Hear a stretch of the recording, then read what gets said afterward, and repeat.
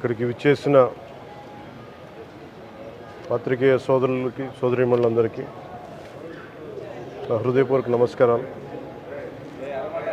ప్రాయశ్చిత్త దీక్ష ప్రారంభించింది 3వ రోజు.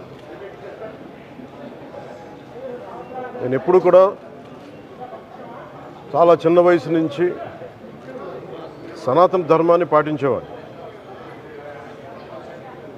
మా ఇష్టదైవం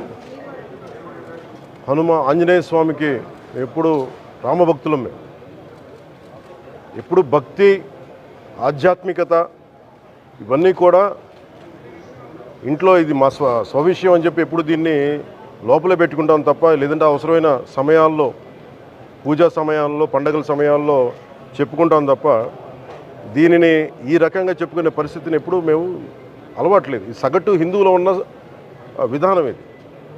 ఎందుకంటే